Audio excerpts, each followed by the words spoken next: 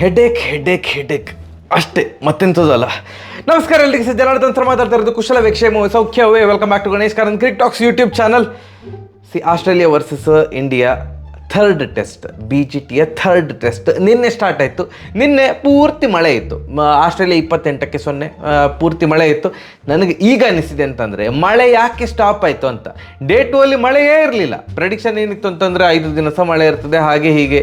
ಯಾಕೆ ಮಳೆ ಸ್ಟಾಪ್ ಆಯಿತು ಅಂತ ಅನ್ನಿಸ್ತಾ ಉಂಟು. ಇವತ್ತಿನ ಒಂದು ಕ್ರಿಕೆಟ್ ನೋಡಿದಾಗ ಯಾಕೋ ಆಸ್ಟ್ರೇಲಿಯಾ ಈ ಟೆಸ್ಟನ್ನು ಇಲ್ಲ ನಾವೇ ಗೆಲ್ಲೋದು ಅಂತ ಒಂದು ಛಾಪು ಹಾಕಿ ಆಗಿದೆ ಅಂತ ಅನ್ನಿಸ್ತಾ ಇದೆ. 405 ರನ್ನಿಗೆ 7 ವಿಕೆಟ್. ಆಸ್ಟ್ರೇಲಿಯಾ 2 ಶತಕ ಬಾರಿಸಿದ್ರು. ಹೆಡ್ಡೇಕ್ ಅಂತ ಹೇಳಿದ ಕೂಡಲೇ ಗೊತ್ತಾಯ್ತು ಯಾರ ಬಗ್ಗೆ ಮಾತಾಡ್ತಿದ್ದೇನೆ ಅಂತಂದ್ರೆ ಟ್ರಾವಿಸ್ ಹೆಡ್ ಸತತ 200 ಹೊಡೆದ್ರು.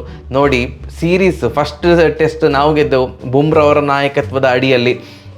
ಎಲ್ಲಿ ಪರ್ತಲ್ಲಿ ನಾವು ಗೆದ್ದೆವು. ಸೆಕೆಂಡ್ ಟೆಸ್ಟ್ ಮ್ಯಾಚ್ ವಾಪಸ್ ರೋಹಿತ್ ಶರ್ಮಾ ಅವರು ಬಂದರು. ಬ್ಯಾಟಿಂಗ್ ಆರ್ಡರ್ ಎಲ್ಲ ಚೇಂಜ್ ಆಯಿತು, ಅವರು ಮಿಡ್ಲ್ ಆರ್ಡರ್ಗೆ ಬಂದರು. ಬಟ್ ತಂಡಕ್ಕೇನು ಉಪಯೋಗ ಆಗಲಿಲ್ಲ. ಏನು ಅಡಿಲೇಡಲ್ಲಿ ಭಾರತ ಪೂರ್ತಿ ಅಡಿಮೇಲಾಯಿತು. ಆ್ಯಂಡ್ ಇವಾಗ 3ನೇ ಟೆಸ್ಟ್ ನಡೀತಾ ಇರೋದು ಗಾಬಾದಲ್ಲಿ ಭಾರತ ಗಬ್ಬು ಎಬ್ಬಿಸಿದ್ದು ನಾವಲ್ಲ, ಅವ್ರು ಪೂರ್ತಿ ಗಬ್ಬು ಎಬ್ಬಿಸಿದ್ರು, ಪೂರ್ತಿ ಅಡಿಮೇಲು ಮಾಡಿ ಹಾಕಿದ್ರು. Smith out of form, Smith ಕೂಡ 100 ಹೊಡೆದ್ರು ಮಾರೆ. ಅಂದರೆ ಔಟ್ ಆಫ್ ಫಾರ್ಮ್ ಅಂತಂದರೆ 25 ಇನ್ನಿಂಗ್ಸ್ ಆಗಿತ್ತು ಅವರು 100 ಹೊಡೆದು. ಸೊ ಅವರು ಸಹ 100 ಹೊಡೆದ್ರು. ಹೆಡ್ ಅವರು 152 ರನ್, ಡ್ಯಾಡಿ 100. ಓ ರಾಮ, ಎಂತ ಮಾರಸಿ. ಅವ್ರನ್ನ ಔಟ್ ಮಾಡೋ ಒಂದು ಸ್ಕಿಲ್ ಗೊತ್ತಾಗ್ತಾ ಇಲ್ವಾ, ಅವರ ವೀಕ್ನೆಸ್ ಗೊತ್ತಾಗ್ತಾ ಇಲ್ವಾ, ಎಂತ ಅನಾಲಿಸಿಸ್ ಮಾಡ್ತಿದ್ದಾರೆ ಐ ಡೋಂಟ್ ನೋ. ಬಟ್ ಅವರಿಬ್ಬರು ಸೇರಿಕೊಂಡು, ಎಸ್ಪೆಷಲಿ ಹೆಡ್ ಸೇರಿಕೊಂಡು ಪೂರ್ತಿ ಇವತ್ತಿನ ಏನು ಮ್ಯಾಚಿನ ಚಿತ್ರಣವನ್ನು ಪೂರ್ತಿ ಚೇಂಜ್ ಮಾಡಿ ಹಾಕಿದರು. ಫಸ್ಟ್ 3 ವಿಕೆಟ್ಸ್ ಕ್ವಿಕ್ಕಾಗಿ ಬಂತು, ಟಕ ಅಂತ 100 ರನ್ನ ಒಳಗಡೆ 3 ವಿಕೆಟ್ ಬಿದ್ದಾಗಿದೆ. ಅದರಲ್ಲಿ 2 ವಿಕೆಟ್ ನಮ್ಮ ಲೋನ್ ವಾರಿಯರ್ ಅಥವಾ ನಮ್ಮ ಸೇವಿಯರ್ ಬುಮ್ರಾ ಅವರು.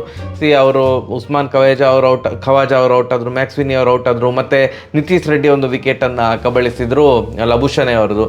ಅದಾದಮೇಲೆ 200+ ಪಾರ್ಟ್ನರ್ಶಿಪ್ ಸ್ಮಿತ್ ಮತ್ತು ಹೆಡ್.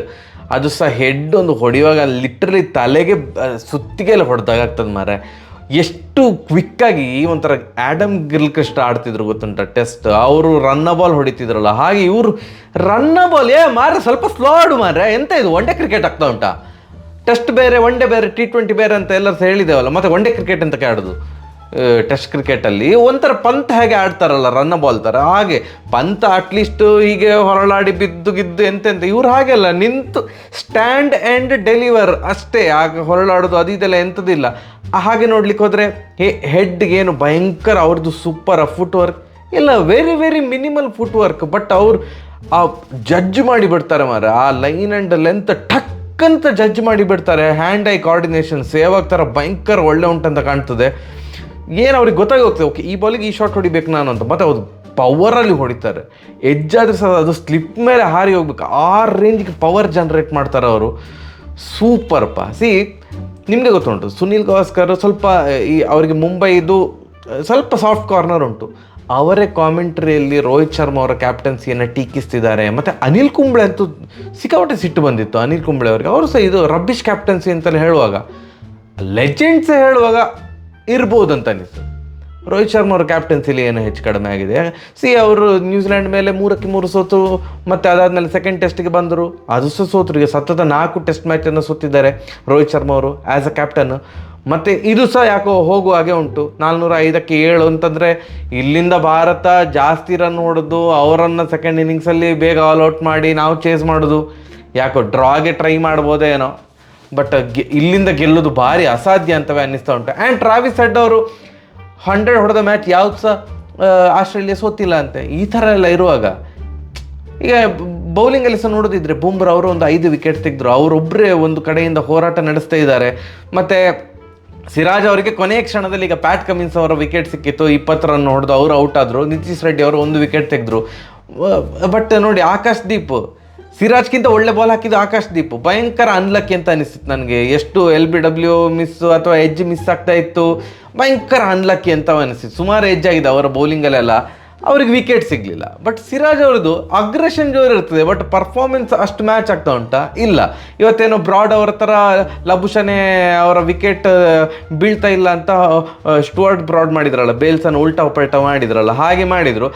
ಸಿರಾಜ್ ಅವರು ವಾಪಸ್ ಹೋಗುವಾಗ ಲಬುಷನ್ ಅವರು ಅದೇ ಬೇಲ್ಸನ್ನು ಮೊದಲೇ ಆಗಿತ್ತ ಹಾಗೆ ಇಟ್ಟರು. ಆ ಥರದ್ದು ಫನ್ನಿ ಇನ್ಸಿಡೆಂಟ್ ಆಯಿತು. ಬಿಟ್ಟರೆ ಸ್ಮಿತ್ ಮತ್ತು ಹೆಡ್ ಸೇರಿಕೊಂಡು ಪೂರ್ತಿ ಬುಡ ಮೇಲೆ ಮಾಡಿ ಹಾಕಿದ್ರು. ಆ್ಯಂಡ್ ಹೆಡ್ ಅವರು 112 ರನ್ನಲ್ಲಿದ್ದಾಗ ರೋಹಿತ್ ಶರ್ಮಾ ಅವರ ಕ್ಯಾಚ್ ಬಿಟ್ಟರು. ಆ ಕ್ಯಾಚ್ ಬಿಟ್ಟಾದ್ಮೇಲೆ ಮತ್ತೆ ಪುನಃ 40 ರನ್ ಎಕ್ಸ್ಟ್ರಾ ಹೊಡೆದ್ರು. ಸೊ 152 ರನ್ ಹೊಡೆದು ಔಟ್ ಆದದ್ದು. ಬಾಲ್ ಸಾಫ್ಟ್ ಆದಮೇಲೆ ಸ್ವಿಂಗ್ ಗಿಂಗ್ ಎಂತ ಲಂಗ್ ಪುಸ್ಕೆ ಎಂತ ಸಹ ಇಲ್ಲ. ಮತ್ತೆ ವಿಕೆಟ್ ತೆಗಿಲಿಕ್ಕೆ ನ್ಯೂ ಬಾಲೇ ಬೇಕಾಯಿತು. ತ್ವರಿತಗತಿಯಲ್ಲಿ ನ್ಯೂ ಬಾಲಲ್ಲಿ 3 ವಿಕೆಟ್, ಯಾರು ನಮ್ಮ ಸೆಂಚುರಿಯನ್ ಸ್ಮಿತ್ ಅವರ ವಿಕೆಟ್, ಮತ್ತು ಮಾರ್ಷ್ ಅವರ ವಿಕೆಟ್, ಮತ್ತು ಹೆಡ್ ಅವರ ವಿಕೆಟ್. ಐ ಥಿಂಕ್ 3 ಓವರಲ್ಲಿ ಪಟ್ ಅಂತ 3 ವಿಕೆಟ್ ತೆಗೆದ್ರು ಬುಮ್ರಾ ಅವರು. ಇನ್ನೊಂದು ಎಂಡಿಂದ ಮತ್ತೆ ಪುನಃ ಸಪೋರ್ಟ್ ಸಿಗಲಿಲ್ಲ. ಬುಮ್ರಾ ಅವ್ರು ಎಷ್ಟು ಓವರ್ ಅಂತ ಹಾಕ್ಲಿಕ್ಕೆ ಆಗ್ತದೆ? ಇನ್ನೊಂದು ಎಂಡಿಂದ ಸಹ ನ್ಯೂ ಬಾಲಲ್ಲಿ ಸಹ ವಿಕೆಟ್ ಬೀಳ್ತಾ ಇಲ್ಲ ಅಂತಂದರೆ ಹೇಗೆ? ನ್ಯೂ ಬಾಲಲ್ಲಿ ಅಲೆಕ್ಸ್ ಕ್ಯಾರಿ ಮತ್ತು ಕಮಿನ್ಸ್ ಅವರು ಸೇರಿಕೊಂಡು ಮತ್ತೆ ಪುನಃ ರನ್ನ ಬಾಲಲ್ಲಿ ಹೊಡಿಲಿಕ್ಕೆ ಸ್ಟಾರ್ಟ್ ಮಾಡಿದರು ಅಂತಂದರೆ ಬ್ಯಾಡ್ ಬೌಲಿಂಗ್ ಅಂತ ನಾನು ಕನ್ಸಿಡರ್ ಮಾಡೋದು. ಯಾಕಂತಂದರೆ ನ್ಯೂ ಬಾಲಲ್ಲಿ ಬಾಲ್ ಸ್ವಿಂಗ್ ಆಗ್ತದೆ, ನ್ಯೂ ಬಾಲಲ್ಲಿ ಹೊಡಿಲಿಕ್ಕೆ ಕಷ್ಟ. ನ್ಯೂ ಬಾಲ್ ಬಂದ ಮೇಲೂ ಕೂಡ ಅಲೆಕ್ಸ್ ಕ್ಯಾರಿ ಮತ್ತು ಪ್ಯಾಟ್ ಕಮಿನ್ಸ್ ಅವರು ಸೇರಿಕೊಂಡು ರನ್ನ ಬಾಲಲ್ಲಿ 50+ ಪಾರ್ಟ್ನರ್ಶಿಪ್ ಮಾಡಿದರು ಅಂತಂದರೆ ಅದು ಸಹ 6 ವಿಕೆಟ್ ಹೋದ ಮೇಲೆ. ದೆನ್ ನಮ್ಮದು ಏನೋ ಎಡವಟ್ಟಾಗಿದೆ, ಫೀಲ್ಡ್ ಪ್ಲೇಸ್ಮೆಂಟ್ ಆಗಿರ್ಬೋದು, ಬೌಲಿಂಗ್ ಆಗಿರ್ಬೋದು, ಬುಮ್ರಾ ಅವರಿಗೆ ಕರೆಕ್ಟ್ ಆಗಿರೋವಂಥ ಸಪೋರ್ಟ್ ಸಿಗ್ತಾ ಇಲ್ಲ ಅಂತ ಅನಿಸ್ತಾ ಉಂಟು. ಆ್ಯಂಡ್ ನನಗೆ ಇವತ್ತಿನ ಮ್ಯಾಚ್ ನೋಡಿದಾಗ ಏನು ಅನಿಸಿತ್ತು ಅಂತಂದರೆ, ಸೇನಾ countries south Africa, England, New Zealand, ಆಸ್ಟ್ರೇಲಿಯಾದಲ್ಲಿ ಭಾರತ ಇನ್ನು ಮೇಲೆ ಸ್ಪಿನ್ ಆಲ್ರೌಂಡರ್ಸನ್ನು ಆಡಿಸಬಾರ್ದು ಅಂತವೇ ಅನ್ನಿಸ್ತಾ ಉಂಟು. ಅದು ಆ ಪಿಚ್ಗಳೆಲ್ಲ ಸ್ಪಿನ್ನರ್ಸಿಗೆ ಏನು ಹೆಲ್ಪ್ ಆಗೋದಿಲ್ಲ. And I wish Hardik Pandya ಅವರು ಯಾಕೆ ಟೆಸ್ಟ್ ಕ್ರಿಕೆಟ್ ಆಡೋದನ್ನು ಸ್ಟಾಪ್ ಮಾಡಿದರು, ರೆಡ್ ಬಾಲ್ ಕ್ರಿಕೆಟ್ ಆಡೋದನ್ನು ಸ್ಟಾಪ್ ಮಾಡಿದರು ಅಂತ. ಎಲ್ಲಿಯಾದರೂ ಹಾರ್ದಿಕ್ ಪಾಂಡ್ಯ ಅವರು ಟೆಸ್ಟ್ ಕ್ರಿಕೆಟ್ ಆಡ್ತಾ ಇದ್ದರೆ ಭಾರತ ಫುಲ್ ಫಾಸ್ಟ್ ಬೌಲರ್ಸನ್ನೇ ಇಟ್ಕೊಂಡು 3 ಪ್ರೈಮರಿ ಫಾಸ್ಟ್ ಬೌಲರ್ಸು ಮತ್ತು 2 batting fast bowling allrounders like Hardik Pandya ಮತ್ತು ನಿತೀಶ್ ರೆಡ್ಡಿ ಇದ್ದರೆ ಒಂದು ಬ್ಯಾಲೆನ್ಸ್ ಅಂತ ಅನ್ನಿಸ್ತಾ ಇತ್ತು. ಈಗ ನೋಡಿ, ಫಸ್ಟ್ ಟೆಸ್ಟ್ ಮ್ಯಾಚಿಗೆ ಸುಂದರ್ ಅವ್ರನ್ನ ಆಡಿಸಿದರು, ಮತ್ತು ಸೆಕೆಂಡ್ ಟೆಸ್ಟ್ ಮ್ಯಾಚಿಗೆ ಅಶ್ವಿನ್ ಅವ್ರನ್ನ ಆಡಿಸಿದ್ರು ಸುಂದರ್ ಬದಲು. ಈಗ ರವೀಂದ್ರ ಜಡೇಜಾ ಅವರಿಗೆ ಚಾನ್ಸ್ ಕೊಟ್ಟರು.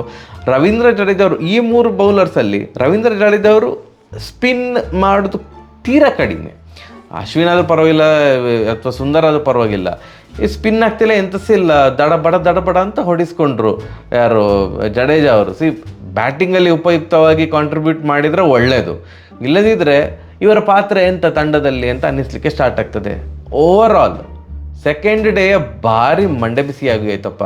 ಆ್ಯಂಡ್ ಈ ಒಂದು ಪಿಚ್ಚಲ್ಲಿ, ಗಾಬಾ ಪಿಚ್ಚಲ್ಲಿ ಹೆಡ್ ಅವರದ್ದು ರೆಕಾರ್ಡ್ ಹೇಗಿತ್ತು ಅಂತಂದರೆ 0ಗೆ ಔಟು. ಸತತ 3-0 ಇಟ್ಕೊಂಡು ಬಂದಂತಹ ಆಟಗಾರ ಆ ಪಿಚ್ಚಲ್ಲಿ ಹೆಡ್ ಇವತ್ತು 152 ರನ್ ಹೊಡೆದ್ರು. ಭಾರತದ ಮೇಲೆ ಸತತ 2ನೇ 100.